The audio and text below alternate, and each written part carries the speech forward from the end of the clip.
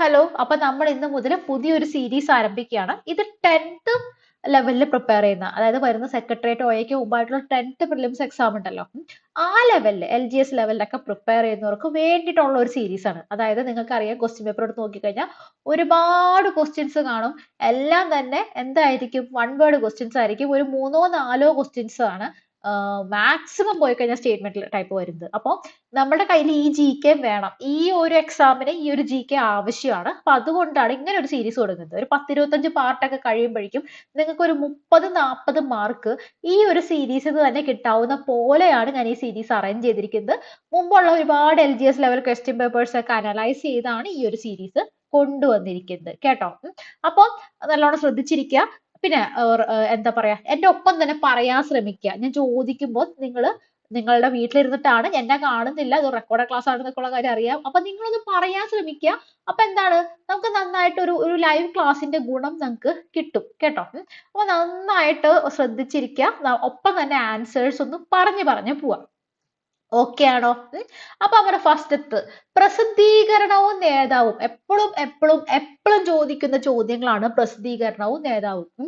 അതായത് നമ്മുടെ ഇന്ത്യയുടെ സ്വാതന്ത്ര്യ സമര കാലത്ത് ഒരുപാട് നേതാക്കള് അവരുടെ പലതര പ്രസിദ്ധീകരണങ്ങളും പത്രങ്ങളും എല്ലാം തന്നെ ഇറക്കിയിരുന്നു. അതൊക്കെ എപ്പോഴും ചേരുംപടിയായിട്ടും ഡിഗ്രി ലെവൽ ആയിക്കോട്ടെ, 10th ലെവൽ ആയിക്കോട്ടെ, 12th ലെവൽ ആയിക്കോട്ടെ, എല്ലാത്തിലും നമുക്ക് ആവശ്യമുള്ള സാധനമാണ് ഈ പ്രസിദ്ധീകരണവും നേതാവും എന്ന് പറയുന്നത്. അപ്പോ ബഹിഷ്കൃത ഭാരത് മൂകൻ നായക് ആരാണ്? BR അംബേദ്കർ. നമ്മുടെ ഭരണഘടനാ ശില്പി എന്നറിയപ്പെടുന്ന BR അംബേദ്കറുടെ പ്രസിദ്ധീകരണങ്ങളാണ് ബഹിഷ്കൃത ഭാരതും മൂകൻ നായകും. ബഹിഷ്കൃത ഭാരത് എന്ന് കേൾക്കുമ്പോൾ തന്നെ ആ വാക്കിൽ നിന്ന് തന്നെ നിങ്ങൾക്ക് കുറച്ച് മനസ്സിലാവും എന്താ ഉദ്ദേശിക്കുന്നത്. ഭാരതത്തിലെ ബഹിഷ്കൃതരായിട്ട് നിലനിർത്തിയിരുന്ന ആൾക്കാരാണ് ഇന്ന് നമ്മൾ SC ST എന്നൊക്കെ പറയപ്പെടുന്ന ദളിത് വിഭാഗങ്ങൾ അല്ലെ. അപ്പൊ ബഹിഷ്കൃത ഭാരത് എന്ന് അവരുടെ ഏറ്റവും വലിയ നേതാവ് ആരായിരുന്നു? BR അംബേദ്കർ ആയിരുന്നു. BR അംബേദ്കറുടെ ഗുരു ആരായിരുന്നു? ജ്യോതിറാവു ഫുലെ ആയിരുന്നു. ഓക്കെ. പൂന പാക്ട് കേട്ടിട്ടുണ്ടോ? പൂന പാക്ട് ആരും തമ്മിലായിരുന്നു? ഗാന്ധിജിയും BR അംബേദ്കറും തമ്മിലായിരുന്നു. ഭരണഘടനാ ശില്പി എന്നറിയപ്പെടുന്നത് BR അംബേദ്കർ ആണ്. BR അംബേദ്കറുടെ ഒരുപാട് ചോദ്യങ്ങളുണ്ട് അല്ലെ. പിന്നെ ബംഗാൾ ഗസറ്റ് ആരാണ് ഇറക്കിയത്? ജെയിംസ് അഗസ്റ്റസ് ഹിക്കി എന്നറിയപ്പെടുന്ന വ്യക്തിയാണ്. ജെയിംസ് അഗസ്റ്റസ് ഹിക്കിയാണ് ബംഗാൾ ഗസറ്റ്. ഇദ്ദേഹം ഒരു ഇംഗ്ലീഷുകാരനായിരുന്നു. ഇന്ത്യയിലെ ആദ്യത്തെ പത്രം എന്നറിയപ്പെടുന്നത് ബംഗാൾ ഗസറ്റ് ആണ്. അതുകൊണ്ട് തന്നെ ബംഗാൾ ഗസറ്റ് ഇറക്കിയ ജെയിംസ് അഗസ്റ്റസ് ഹിക്കി ഇന്ത്യൻ ജേർണലിസത്തിന്റെ പിതാവ് എന്നറിയപ്പെടുന്നുണ്ട്. അതുപോലെ തന്നെ ഇന്ത്യൻ ജേർണലിസത്തിന്റെ വന്ധ്യവയോധികൻ എന്നറിയപ്പെടുന്നത് തുഷാർ ഗാന്ധി ഘോഷാണ്. അത് നിങ്ങൾ തെറ്റിക്കരുത്. അടുത്തത് കോമ്രേഡ് എന്ന് പറഞ്ഞ പത്രം ആരുടേതായിരുന്നു? കോമ്രേഡ് എന്ന് പറഞ്ഞ പത്രം മൗലാന മുഹമ്മദ് അലിയുടേതായിരുന്നു കോമ്രേഡ് എന്ന് പറഞ്ഞ പത്രം. മിറാത്തുൽ അക്ബർ രാജാറാം മോഹൻ റോയുടെ ആണ്. മിറാത്തുൽ അക്ബർ രാജാറാം മോഹൻ റോയുടെ പത്രങ്ങൾ ഇനിയും വരും. വംഗഭാരത് വരും. ഓക്കെ, അതൊക്കെ ഇനി വരുന്നുണ്ട്. ഈ മിറാത്തുൽ അക്ബർ എന്ന് പറഞ്ഞ പത്രം അത് പേർഷ്യൻ ഭാഷ അഥവാ ഉറുദു ഭാഷ രണ്ടാണെങ്കിൽ ഓപ്ഷൻ കണ്ടത് ശരിയാണ്. പേർഷ്യൻ ഭാഷയിൽ രാജാറാം മോഹൻ റോയ് പുറത്തിറക്കിയ പ്രസിദ്ധീകരണമാണ് മിറാത്തുൽ അക്ബർ എന്ന് പറയുന്നത്. പിന്നെ അതുപോലെ തന്നെ പ്രാദേശിക പത്രപ്രവർത്തനത്തിന്റെ പിതാവ് എന്നറിയപ്പെടുന്നത് രാജാറാം മോഹൻ റോയ് ആണ്. ഇന്ത്യൻ നവോത്ഥാനത്തിന്റെ പിതാവ് എന്ന് ഇദ്ദേഹം അറിയപ്പെടുന്നുണ്ട്. പ്രാദേശിക പത്രപ്രവർത്തനത്തിന്റെ പിതാവ് എന്നറിയപ്പെടാൻ കാരണം എന്താണ്? ബംഗാൾ ഗസറ്റ് ഒക്കെ ഇംഗ്ലീഷിലായിരുന്നു. പലരും ഇംഗ്ലീഷിലാണ് പത്രങ്ങൾ പുറത്തിറക്കിയിരുന്നത്. രാജാറാം മോഹൻ റോയ് നമ്മുടെ ഈ പ്രാദേശികമായ ഭാഷകൾ ഉറുദു അതുപോലെ തന്നെ ബംഗാളി ഭാഷകളിലൊക്കെ പത്രം ഇറക്കിയിരുന്നു. അതുകൊണ്ട് പ്രാദേശിക പത്രപ്രവർത്തനത്തിന്റെ പിതാവ് ആരാണ്? രാജാറാം മോഹൻ റോയ് ആണ്. Next one is Rast Goftar. അത് ആരുടെയാണ്? ദാദാഭായ് നവറോജിയുടേതാണ്. ഇന്ത്യയുടെ വന്ധ്യവയോധികൻ എന്നറിയപ്പെടുന്നത് ദാദാഭായ് നവറോജിയാണ് അല്ലേ. നമ്മുടെ കോൺഗ്രസ് എന്ന പേര് നൽകിയത് ആരാണ്? ദാദാഭായ് നവറോജിയാണ്. ആദ്യമായിട്ട് ഇന്ത്യയുടെ ദേശീയ വരുമാനം കണക്കാക്കിയത് ആരാണ്? ദാദാഭായ് നവറോജിയാണ്. ഇനിയുണ്ട് ചോദ്യം. എന്താണ് പറയാ, നമ്മുടെ നാവിന്റെ തുമ്പത്തുണ്ടായിരുന്നു, അത് പോയി. നാവിന്റെ തുമ്പത്തുള്ള ഒരു സംഭവമുണ്ട്. നാഷണൽ ഇൻകം കണക്കാക്കിയത് നവോധ നവറോജിയാണെന്ന് നമ്മൾ പറഞ്ഞല്ലോ. അപ്പൊ തന്നെ എക്കണോമിസ്റ്റ് ആണെന്ന് മനസ്സിലായല്ലോ. ഇദ്ദേഹത്തിൻ്റെതായിട്ടൊരു സിദ്ധാന്തമുണ്ട്. എന്താണ്? ചോർച്ചാ സിദ്ധാന്തം. പല രൂപത്തിൽ ഇന്ത്യയുടെ സമ്പത്ത് ബ്രിട്ടീഷുകാർ എങ്ങനെ ഒഴുക്കി കൊണ്ടുപോകുന്നു എന്നുള്ള ഒരു സിദ്ധാന്തമാണ് ചോർച്ചാ സിദ്ധാന്തം. ഓക്കെ. ദെൻ സുധാരക് അധികം ആരും ശ്രദ്ധിക്കാത്ത സംഭവമാണ്. PSC ബുള്ളറ്റിൽ എടുത്ത് എഴുതിയിട്ടുള്ള സാധനമാണ്. സുധാരക് എന്ന് പറയുന്നത് ഗോപാലകൃഷ്ണ ഗോഖലെയുടേതാണ്. സുധാരക് ആരുടേതാണ്? ഗോപാലകൃഷ്ണ ഗോഖലെ. ഓക്കെ. ഗോപാലകൃഷ്ണ ഗോഖലെ എന്ന് പറഞ്ഞു കഴിഞ്ഞാൽ ഒരുപാട് ആൾക്കാരുടെ ഗുരുവാണ് അല്ലെ. ബാലഗംഗാധര തിലകന്റെ ഗുരുവാണ്. അദ്ദേഹം ഒരു തീവ്രവാദിയാണെങ്കിൽ പോലും, ബാലഗംഗാധര തിലക് ഒരു തീവ്രവാദിയാണെങ്കിൽ പോലും ഗോപാലകൃഷ്ണ ഗോഖലെയെ ഗുരുസ്ഥാനീയനായിട്ടാണ് കണ്ടിരുന്നത്. അതുപോലെ തന്നെ ഗാന്ധിയുടെ ഗുരുവായിട്ടും ഗോപാലകൃഷ്ണ ഗോഖലെനെ പറയാം. ഓക്കെ. അധ്വാനിക്കുന്നവരുടെ രാജകുമാരൻ എന്നൊക്കെ ഗോപാലകൃഷ്ണ ഗോഖലെയെ വിളിച്ചിട്ടുള്ളത് ഗാന്ധിജിയാണ്. ഇത് ഞാൻ വേറൊരു സെഷനാക്കി തരാട്ടോ. Then statesman എന്ന് പറയുന്നത് റോബർട്ട് നൈറ്റിന്റെ പത്രമാണ്. statesman എന്നറിയപ്പെടുന്നത് റോബർട്ട് നൈറ്റ്. അദ്ദേഹം ഒരു ഇംഗ്ലീഷുകാരനായിരുന്നു. ഇത് ഭയങ്കര വിവാദമായിട്ടുള്ള പത്രമായിരുന്നു. കാരണം ഇത് ബ്രിട്ടീഷുകാരുടെ എല്ലാവിധ കൊളരുതായ്മകളെയും അനുകൂലിക്കുന്ന ടൈപ്പ് പത്രമായിരുന്നു statesman എന്ന് പറയുന്നത്. ഇപ്പോഴത്തെ മനോരമയൊക്കെ പോലെ ഇരിക്കും. ഓക്കെ. അപ്പോ statesman എന്ന് പറയുന്നത് റോബർട്ട് നൈറ്റ് പുറത്തിറക്കിയിരുന്ന പത്രമാണ്. റോബർട്ട് നൈറ്റ് പുറത്തിറക്കിയിരുന്ന പത്രമാണ് statesman എന്ന് അറിയപ്പെടുന്നത്. ഡിഗ്രി ലെവലിലാണെന്നുണ്ടെങ്കിൽ ഈ statesmanന്റെ പറ്റിയിട്ടുള്ള കുറച്ച് കാര്യങ്ങളൊക്കെ പഠിക്കാണ്ട്. നിങ്ങളെ സംബന്ധിച്ച് അത്രയും ഡീപ്പായിട്ടും ചോദിക്കത്തില്ല. ഓക്കെ. സോം പ്രകാശ് ഈശ്വരചന്ദ്ര വിദ്യാസാഗറിന്റേതാണ്. സോം പ്രകാശ് എന്ന് അറിയപ്പെടുന്നത്. സോം പ്രകാശ് ഈശ്വരചന്ദ്ര വിദ്യാസാഗറാണ് പുറത്തിറക്കിയത്. അദ്ദേഹം സ്ത്രീകളുടെ ഉന്നമനത്തിന് വേണ്ടി ഒരുപാട് പരിശ്രമിച്ചിട്ടുണ്ട്.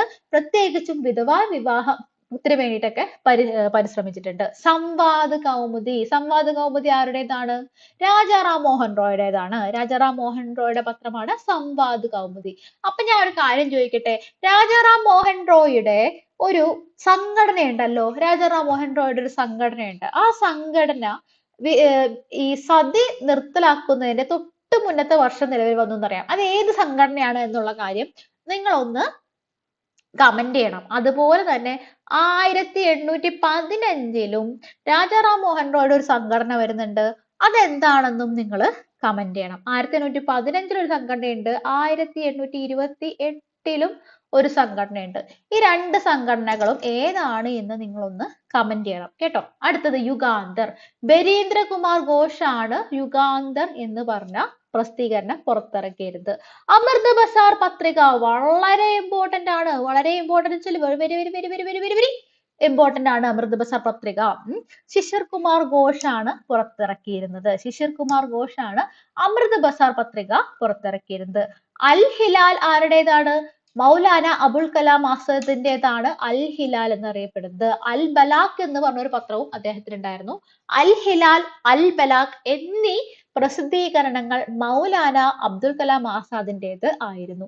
ദി ഇൻഡിപെൻഡന്റ് എന്ന് പറയുന്നത് മോത്തിലാൽ നെഹ്റുവിന്റേതാണെങ്കിൽ ദി നാഷണൽ ഹെറാൾഡ് എന്നറിയപ്പെടുന്നത് ആരുടേതാണ്? ജവഹർലാൽ നെഹ്റുവിന്റേതാണ്. അച്ഛന്റെ മോന്റെയും പത്രങ്ങൾ തമ്മിൽ മാറിപ്പോവരുത്. The independent Motilal Nehru, the national herald എന്നറിയപ്പെടുന്നത് ജവഹർലാൽ നെഹ്റുവിന്റേതാണ്. ഓക്കെ. ബാക്കി നമുക്ക് നോക്കാം. Indian opinion, young India, Navajivan, Harijan ഇതെല്ലാം നമ്മുടെ സ്വന്തം ഗാന്ധി ഇറക്കിയിരുന്ന പുസ്തകങ്ങളാണ്. പ്രസിദ്ധീകരണങ്ങളാണ്. Indian opinion, young India, Harijan എന്നിവ. ദി നാഷണൽ ഹെറാൾഡ് നമ്മൾ പറഞ്ഞു അല്ലെ, ജവഹർലാൽ നെഹ്റുവിന്റേതാണ്. ദി ലീഡർ എന്ന പത്രം പുറത്തിറക്കിയിരുന്നത് മദൻ മോഹൻ മാളവ്യയായിരുന്നു. ഓക്കെ. പിന്നെ ഇന്ത്യൻ സോഷ്യലിസ്റ്റ് എന്ന പ്രസിദ്ധീകരണം ശ്യാംജി കൃഷ്ണവർമ്മയുടേതാണ്. Indian socialist. Kudiarasu EV Ramaswamy Naicker, Vaikom hero എന്നൊക്കെ അറിയപ്പെട്ടിരുന്ന EV രാമസ്വാമി നായ്ക്കറിന്റേതാണ് കുടിയരശ്. ദി ഹിന്ദു G സുബ്രഹ്മണ്യ അയ്യരുടേതാണ് ദി ഹിന്ദു എന്ന് പറയുന്നത്. വന്ദേ മാതരം ആരുടേതായിരുന്നു? അരവിന്ദ ഘോഷിന്റേതായിരുന്നു. തൽവാർ ബീരേന്ദ്ര ചതോപാധ്യായയുടേതാണ്. ഈ വന്ദേ മാതരത്തിന് 2-3 ആൻസേഴ്സും കൂടി ഉണ്ട്. വന്ദേ മാതരം ബിപിൻ ചന്ദ്രപാൽ ഇറക്കിയിട്ടുണ്ട്, മാഡം ഭിക്കാജി കാമ ഇറക്കിയിട്ടുണ്ട്. അപ്പൊ അത് തെറ്റരുത് കേട്ടോ. തൽവാർ എന്ന് പറയുന്നത് ബീരേന്ദ്ര ചതോപാധ്യായയുടേതാണ്. ബോംബെ സമാചാർ, ബോംബെ സമാചാർ വളരെ ഇമ്പോർട്ടന്റ് ആണ്. ഫർദുർജി മസ്ബാന്റേതാണ്. ഇതിപ്പോഴും പ്രസിദ്ധീകരണം തുടങ്ങുന്ന ഒരു പത്രമാണ്. ഇപ്പോഴും പ്രസിദ്ധീകരണം തുടങ്ങുന്ന ഒരു പത്രമാണ് ബോംബെ സമാചാർ. അതുകൊണ്ട് അത് വളരെ ഇമ്പോർട്ടന്റ് ആണ്.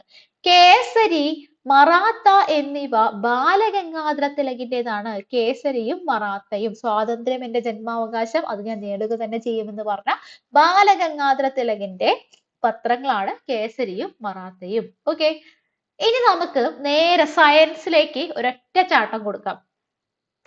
ലോഹങ്ങളും അയിരുകളും ഇല്ലാത്ത ഒരു 10th ലെവൽ പരീക്ഷ നിങ്ങൾക്ക് കാണാൻ തന്നെ പറ്റില്ല. അപ്പൊ അത് 2-3 പ്രാവശ്യം വായിച്ച് പഠിക്കാം. ലോഹങ്ങളും അയിരുകളും. മഗ്നീഷ്യം, മഗ്നീഷ്യം എന്താണ്? Dolomite, magnesite. ഡോളമൈറ്റ്, മാഗ്നസൈറ്റ് ഏതാണ്? മഗ്നീഷ്യമാണ്. Dolomite, magnesite, dolomite, magnesite. Okay, magnesium, dolomite, magnesite. Okay, then aluminium, bauxite, cryolite. ചോദിച്ചതിന് ഒരു കണക്കില്ല കേട്ടോ. ബോക്സൈറ്റ് എന്തിന്റെ അയിരാണ്? Aluminium. Aluminium, bauxite, cryolite. Boron എന്താണ്? Boron tincal. ടിൻകൽ ആണ് ബോറോൺ. ബോറോണിന്റെ അയിരാണ് ടിൻകൽ. അപ്പൊ അതിന് മുമ്പ് ഒരു കാര്യം ചോദിക്കട്ടെ കുട്ടികളെ, ഈ നിങ്ങൾ കേട്ട് കാണും ധാതു എന്നൊരു സാധനത്തിനെ പറ്റിയിട്ടും അയിര് എന്ന് പറഞ്ഞ ഒരു സാധനത്തിനെ പറ്റിയിട്ടും കേട്ട് കാണും. ധാതു എന്ന് പറഞ്ഞു കഴിഞ്ഞാൽ ഈ പ്രത്യേക ലോഹം ഇൻക്ലൂഡ് ചെയ്യുന്ന ഒരു റോക്ക് അല്ലെങ്കിൽ ഒരു സാധനം, മിനറൽ എന്നേ ഉള്ളൂ. ഓക്കെ, അയിര് എന്ന് പറഞ്ഞു കഴിഞ്ഞാൽ നമുക്ക് ഈസി ആയിട്ട് ചിലവ് കുറഞ്ഞ രൂപത്തിൽ വേർതിരിച്ചെടുക്കാൻ പറ്റണം. അതാണ് പറയുന്നത് കേട്ടോ. അപ്പൊ അയിരും ധാതു തമ്മിലുള്ള വ്യത്യാസം മനസ്സിലായല്ലോ. അലുമിനിയത്തിന്റെ അയിരുകളാണ് ബോക്സൈറ്റും ക്രയോലൈറ്റും. ബോറോൺ ആണ് ടിൻകൽ. ആരുടെ അയിരുകൾ? ബോറോൺ എന്താ? ബോറോണിന്റെ എന്താണ്? ടിൻകൽ. ബോറോണിന്റെ tincal. Lead, galena. Lead, galena. Titanium, ilmenite, rutile. Ilmenite, rutile എന്നിവയാണ് ടൈറ്റാനിയത്തിന്റെ അയിരുകൾ. ഇത് നമ്മുടെ തീരങ്ങളിലുണ്ട് അല്ലെ. ടൈറ്റാനിയത്തിന്റെ അയിരുകൾ ഏതൊക്കെയാ? ഇൽമനൈറ്റും റൂട്ടൈലും. അപ്പൊ നമുക്ക് ഇവിടെ വരെ ഒന്നും കൂടി പറയാട്ടോ, തലയിൽ കേറിയിരിക്കട്ടെ. Magnesium, dolomite, magnesite. Magnesium, dolomite, magnesite. Aluminium, bauxite, cryolite. Aluminium, bauxite, cryolite. Boron, tincal. Boron, tincal. Lead, galena. Lead, galena. Titanium, ilmenite, rutile. Mercury, cinnabar. ഇതെല്ലാം തുടക്കക്കാർക്ക് വേണ്ടിയിട്ടുള്ളതാണ്. 10th പ്രിപ്പയർ ചെയ്യുന്നവർക്ക് വേണ്ടിയിട്ടുള്ളതാണ്. ഡിഗ്രിക്കാർ ഇരുന്നിട്ട് അയ്യേത് എന്താ ഇങ്ങനെയൊക്കെ പഠിപ്പിക്കണതൊന്നും വിചാരിക്കരുത്. ഇത് വേറെ തരം പഠിപ്പിക്കലാണ്. ഓക്കെ, എന്താണ് ഡിഗ്രിക്കാർക്കുള്ള പഠിപ്പിക്കൽ വേറെ പഠിപ്പിക്കുന്നുണ്ട്. ഇത് ഇങ്ങനെ പോയാലേ ശരിയാവുള്ളൂ. അതുകൊണ്ടാണ് കേട്ടോ. മെർക്കുറി സിനബാർ ആണ്. മെർക്കുറി എന്താണ്? സിനബാർ ആണ്. അപ്പൊ lead, galena, mercury, cinnabar. Uranium, pitchblende. Uranium pitchblende ആണ്. തോറിയം മോണോസൈറ്റ് ആണ്. നമ്മൾക്കുള്ള ധാതുവാണ് അല്ലേ, കേരള തീരങ്ങളിലുള്ള ധാതുവാണ് thorium monazite. Sodium rock salt, Chile saltpetre, borax. അതായത് ഈ ഹിമാലയത്തിലൊക്കെ പല സ്ഥലത്ത് ഹിമാലയൻ പിങ്ക് സോൾട്ട് എന്നൊക്കെ കേട്ടിട്ടുണ്ടോ? അതായത് ഈ ആടൊക്കെ ഇല്ലേ, ആടുകൾ, ഈ നീലഗിരി താറ് അങ്ങനത്തെ ആൾക്കാരൊക്കെ ഉണ്ട്. ഇങ്ങനെ മൗണ്ടൻ ഗോഡ്സ്. ഇവരൊക്കെ പോയിട്ട് ചില കല്ലുകൾ നക്കുന്നത് കാണാം. എന്താ കാരണം എന്നറിയാം? അവർക്ക് ഇങ്ങനെ ഈ ഉപ്പ് ഭയങ്കര ഇഷ്ടമാണ്. അപ്പൊ ഉപ്പ് കല്ലുകളിൽ പോയിട്ട് നക്കുന്നതൊക്കെ കാണാം. അതിന്റെ കാരണം എന്താണ്? അതിലേക്ക് സോഡിയം അടങ്ങിയിട്ടുള്ളത് കൊണ്ടാണ് കേട്ടോ. അപ്പൊ സോഡിയം എന്താണ്? Rock salt, Chile salt. Chile saltpetre, borax. ഇരുമ്പ് നമുക്ക് അറിയാം അല്ലെ, എല്ലാവരും ഇടയ്ക്കിടയ്ക്ക് കേൾക്കാറുള്ളതാണ്. ഇരുമ്പ് haematite, iron pyrite, magnetite. Hematite, magnetite, iron pyrite. ഈ അയൺ പൈറൈറ്റ് എന്ന് പറഞ്ഞാലേ കാണാൻ ഒരു സ്വർണം പോലെയൊക്കെ ഇരിക്കുന്ന സാധനമാണ്. അപ്പൊ അതുകൊണ്ട് അയൺ അല്ല, അയൺ ആണ് ട്ടാ, അയണാണ്. അതുകൊണ്ട് വിഡ്ഢികളുടെ സ്വർണം എന്നറിയപ്പെടുന്നത് അയൺ പൈറൈറ്റിസ് ആണ്. അത് നല്ലൊരു ചോദ്യമാണ്. വിഡ്ഢികളുടെ സ്വർണം എന്നറിയപ്പെടുന്നത് ഏതാണ്? അയൺ പൈറൈറ്റ് ആണ്. Next is antimony. ആന്റിമണി സ്റ്റിബണൈറ്റ്. സ്റ്റിബണൈറ്റിൽ നിന്നാണ് ആന്റിമണി നമുക്ക് ലഭിക്കുന്നത്. കോപ്പർ. കോപ്പർ എന്ന് പറഞ്ഞാൽ നമ്മളൊക്കെ സ്ഥിരം കോപ്പറിന് എന്താ പറയാ? ചെമ്പ് എന്ന് പറയും അല്ലെ, ചെമ്പ് എന്ന് പറയും. ചെമ്പ് ഇത് എന്തിലൊക്കെയാ ഉള്ളത്? കോപ്പർ പൈറൈറ്റിലുണ്ട്, കുപ്രൈറ്റിലുണ്ട്, മാലക്കൈറ്റിലുണ്ട്, ചാൽക്കോ പൈറൈറ്റിലുണ്ട്. കോപ്പർ എന്തിലൊക്കെയാ ഉള്ളത്? Copper pyrite, cuprite, malachite, chalcopyrite. Chromium എന്തിലുള്ളത്? എളുപ്പമുള്ള സാധനമാണ്, ക്രോമൈറ്റിലാണ്. ഓക്കെ. ഇനി സിങ്ക് കണ്ടോ? സിങ്ക് എന്ന് പറഞ്ഞാൽ നിങ്ങൾക്ക് അറിയാം, കലാമിൻ ലോഷൻ നിങ്ങൾ കേട്ടിട്ടുണ്ടാവും. ഏതെങ്കിലും തരത്തിലുള്ള ഒരു സ്കിന്നിന്റെ പ്രശ്നം വന്നാൽ അപ്പൊ തന്നെ എല്ലാവരും കലാമിൻ ലോഷൻ എടുത്ത് മുഖത്ത് വാരി തേക്കും അല്ലെ? അപ്പോ സിങ്ക് എന്താണ്? കലാമിൻ. സിങ്ക് കലാമിനും സിങ്ക് ബ്ലെൻഡും. കണ്ണീരിലുള്ള ലോഹം ഏത് എന്നൊരു ചോദ്യമുണ്ട്. എന്താണ് അതിന്റെ ഉത്തരം? കണ്ണീരിലുള്ള ലോഹമാണ് എന്ത്? സിങ്ക്. ഓക്കെ. അപ്പൊ കണ്ണീരിന്റെ ഒരു തിളക്കം ഉണ്ടല്ലോ, ആ തിളക്കത്തിന്റെ ഒക്കെ കാരണം സിങ്ക് ആണ്. അപ്പൊ നിങ്ങൾ വിഷമം പോയപ്പോ കണ്ണിങ്ങനെ നിറഞ്ഞിരിക്കുമ്പോ അപ്പുറത്തിരിക്കുന്ന ആൾക്ക് മനസ്സിലാവണതിന്റെ കാരണം എന്താണ്? കാര്യം കണ്ണിൽ സിങ്ക് ഉണ്ട്, കണ്ണുനീരിൽ സിങ്ക് ഉണ്ട്, ഒരു തിളക്കം ഉണ്ട്. ആ തിളക്കം കണ്ടിട്ടാണ് അവര് മനസ്സിലാക്കുന്നത്. Next tin. ടിൻ എന്ന് പറയുന്നത് കാൽസിറ്ററൈറ്റ് ആണ്. ടിൻ എന്ന് പറയുന്നത് എന്താണ്? കാൽസിറ്ററൈറ്റ് ആണ്. ടിന്നിന്റെ മലയാളം പേരെന്താണെന്ന് അറിയാമോ? വെളുത്തീയം എന്നാണ് കേട്ടോ. അപ്പൊ കറുത്തീയം എന്താ? കറുത്തീയം എന്ത് ലോഹമാണ് എന്നുള്ള കാര്യം നിങ്ങൾ ഒന്ന് കമന്റ് ചെയ്തേക്ക കേട്ടോ. അടുത്ത് നോക്കാം.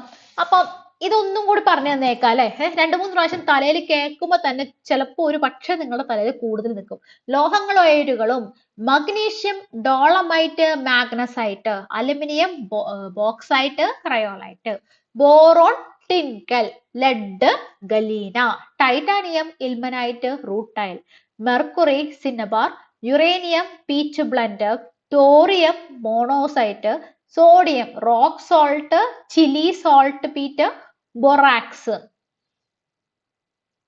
ഇരുമ്പ് haematite, iron pyrite, magnetite. Antimony എന്താണ്? സ്റ്റിബിനൈറ്റ് ആണ്. Copper pyrite, cuprite, malachite, chalcopyrite. Chromium chromite, zinc calamine, zinc blende, tin cassiterite. Okay അല്ലേ?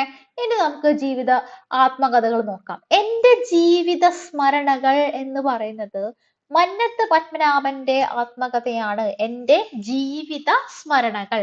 ഈ എന്റെ ജീവിത സ്മരണകൾ എന്ന് ആത്മകഥ എഴുതിയ മന്നത്ത് പത്മനാഭന് വേറെ കുറച്ച് ചോദ്യങ്ങളുണ്ടല്ലോ.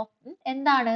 കേരളത്തില് വൈക്കം സത്യാഗ്രഹത്തിനോടനുബന്ധിച്ച് വൈക്കത്ത് നിന്നും തിരുവനന്തപുരത്തേക്ക് സവർണ ജാഥ നടത്തിയത് ആര്? മന്നത്ത് പത്മനാഭനാണ്. കേരളത്തിന്റെ മദൻ മോഹൻ മാളവ്യ എന്നറിയപ്പെടുന്ന ആരാണ്? മന്നത്ത് പത്മനാഭനാണ്. മദൻ മോഹൻ മാളവ്യ എഴുതിയ പുറത്തിറക്കിയ നമ്മുടെ പ്രസിദ്ധീകരണം നിങ്ങൾക്ക് ഓർമ്മയുണ്ടോ? ദ ലീഡർ എന്ന് പറയുന്നതാണ്. ഓക്കെ. മന്നത്ത് പത്മനാഭന്റെ ഇഷ്ടംപോലെ ചോദ്യങ്ങളുണ്ട്, അതൊക്കെ അവിടെ നിൽക്കട്ടെ.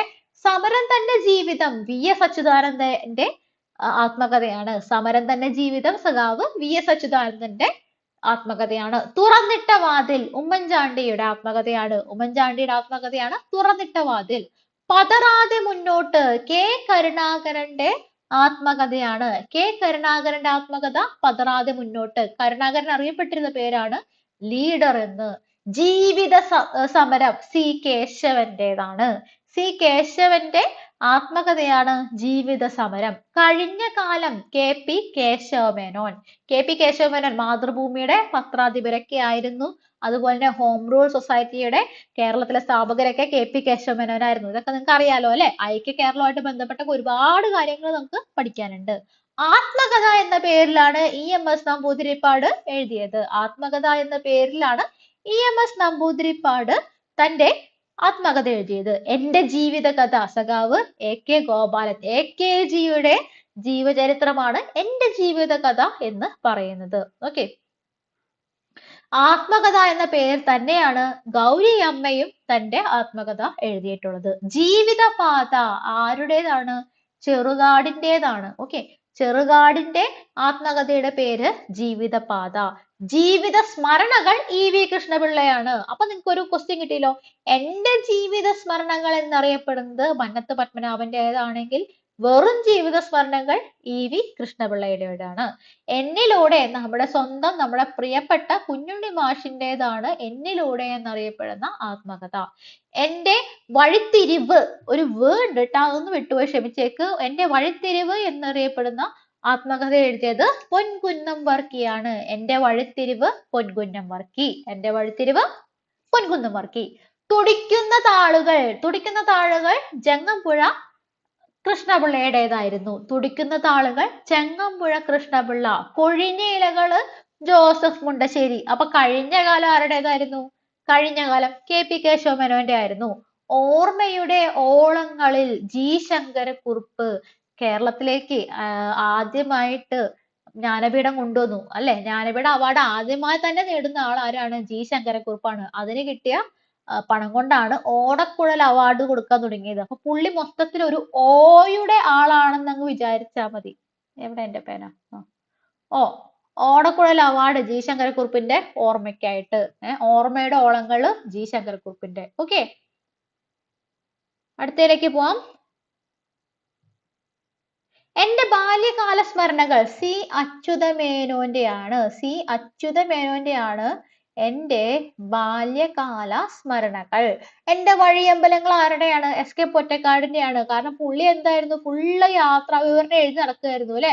അപ്പൊ പല പല പല സ്ഥലങ്ങളിൽ കയറി താമസിക്കേണ്ടി വന്നു. അങ്ങനെ ആലോചിച്ചാൽ മതി. എന്റെ വഴിയമ്പലങ്ങൾ SK പൊറ്റക്കാടിന്റേതാണ്. എന്റെ കഥ മാധവിക്കുട്ടിയുടേതാണ്. കവിയുടെ കാൽപ്പാടുകൾ. കവിയുടെ കാൽപ്പാടുകൾ P കുഞ്ഞിരാമൻ നായരുടേതാണ്. കവിയുടെ കാൽപ്പാടുകൾ ആരുടെ പുസ്തകമാണ്? ആരുടെ ആത്മകഥയാണ്? P കുഞ്ഞിരാമൻ നായരുടെ ആണ്. ഓക്കെ അല്ലേ? ഇത്രയും കാര്യങ്ങൾ മനസ്സിലായല്ലോ. ഇനി നമുക്ക് അടുത്ത ഇമ്പോർട്ടന്റ് ആയിട്ടുള്ള കാര്യമാണ് എന്ത്? നമ്മൾ സയൻസിലേക്ക്, നമ്മൾ ബയോളജിയിലേക്ക് ഒരൊറ്റ ചാട്ടം കൊടുക്കുകയാണ്. എന്താണ്? ജീവകങ്ങളും രാസനാമങ്ങളും. ജീവകം A-നെ റെറ്റിനോൾ എന്ന് പറയും. Retinol, retina. അപ്പൊ തന്നെ കണ്ണുമായിട്ട് ബന്ധിപ്പിച്ചോ. കണ്ണിനുമായിട്ട് ബന്ധപ്പെട്ട, കണ്ണിന്റെ ആരോഗ്യവുമായി ബന്ധപ്പെട്ട ജീവകം ഏതാണ്? ജീവകം A ആണ്. ഓക്കെ. റെറ്റിനോൾ ഇല്ലെങ്കിൽ നിശാന്തത എന്ന അവസ്ഥ വരും. കേട്ടിട്ടുണ്ടോ? ഓക്കെ. ജീവകം B1 തയാമിൻ. ജീവകം B1 എന്താണ്? തയാമിൻ ആണ്. ജീവകം B2 റൈബോഫ്ലാവിൻ. ജീവകം B3 നിയാസിൻ അല്ലെങ്കിൽ നിക്കോട്ടിനിക് ആസിഡ് എന്നറിയപ്പെടും. B3 എന്താണ്? നിയാസിൻ അല്ലെങ്കിൽ നിക്കോട്ടിനിക് ആസിഡ്. പാൻഡാഥനിക് ആസിഡ് എന്നറിയപ്പെടുന്നത് എന്താണ്? B5 ആണ്. B5. 5ന് ഹിന്ദിയിൽ എന്താ പറയാ? പാഞ്ച്. Pantothenic acid. അങ്ങനെ ഓർത്തു വെച്ചോ. ഓക്കെ, പാഞ്ച് പാൻഡോതെനിക് ആസിഡ്. B6 പിരിഡോക്സിൻ ആണ്. B6 pyridoxine. പിരിഡോക്സിൻ എന്താണ്? B6 ആണ്. B7 എന്നറിയപ്പെടുന്നത് ബയോട്ടിൻ ആണ്. ജീവകം H എന്നറിയപ്പെടുന്നതും എന്താണ്? ബയോട്ടിൻ തന്നെയാണ്. ഓക്കെ, നെക്സ്റ്റ് നോക്കാം. ജീവകം B7 ബയോട്ടിൻ. അത് ഞാൻ ഓൾറെഡി പറഞ്ഞതാണല്ലേ. B9 ഫോളിക് ആസിഡ് ആണ്. നമ്മളുടെ സ്കൂൾ കുട്ടികൾക്കും പ്രഗ്നന്റ് ലേഡീസിനും ഒക്കെ ഫോളിക് ആസിഡ് ഗുളികകൾ കൊടുക്കുന്നത് നിങ്ങൾ കേട്ടിട്ടില്ലേ? B9 കിട്ടാൻ വേണ്ടിയിട്ടാണ് അത്. B12 എന്ന് പറയുന്നത് എന്താണ്? സയാനോകോബാലമിൻ ആണ്. സയാനോകോബാലമിൻ ആണ് കേട്ടോ. സയാനോകോബാലമിൻ ആണ് B12 എന്നറിയപ്പെടുന്നത്. ജീവകം C എന്താണ്? അസ്കോർബിക് ആസിഡ് ആണ്. നമ്മളുടെ പഴങ്ങളിലും ഫ്രഷ് ആയിട്ടുള്ള നാരങ്ങയിലും ഓറഞ്ചിലൊക്കെ ഉള്ള സാധനമാണ് ജീവകം C എന്നറിയപ്പെടുന്നത്. ഓക്കെ, ജീവകം C അസ്കോർബിക് ആസിഡ്. ജീവകം D എന്താണ്? കാൽസിഫെറോൾ ആണ്. കാൽസിഫെറോൾ എന്നറിയപ്പെടുന്നത് ജീവകം D ആണ്. ജീവകം E ടോക്കോഫെറോൾ. ജീവകം E എന്താണ്? ടോക്കോഫെറോൾ ആണ്. ഓക്കെ അല്ലേ? ഇത് ഒരുമാതിരിപ്പെട്ട എല്ലാവരും പഠിച്ചു കാണും. തുടക്കക്കാരൊക്കെ വിട്ട് കാണാൻ സാധ്യതയുള്ളൂ. എന്നാലും ഒന്ന് പറഞ്ഞു തന്നു മാത്രമേ ഉള്ളൂ കേട്ടോ. ഓക്കെ, അപ്പൊ ഞാൻ ഈ കുറച്ച് ക്വസ്റ്റ്യൻസ് അങ്ങ് ചോദിച്ചു കഴിഞ്ഞാല് നിങ്ങൾ നല്ല കറക്റ്റ് ആയിട്ട് ആൻസർ ചെയ്തിട്ടേക്കോ? ഒന്ന് ആദ്യത്തെ പേജിൽ പോയിട്ടിരിക്കാം, എന്നിട്ട് ചോദിക്കാം. അപ്പൊ നിങ്ങൾ കുറച്ച് കാര്യങ്ങളൊക്കെ പറയും.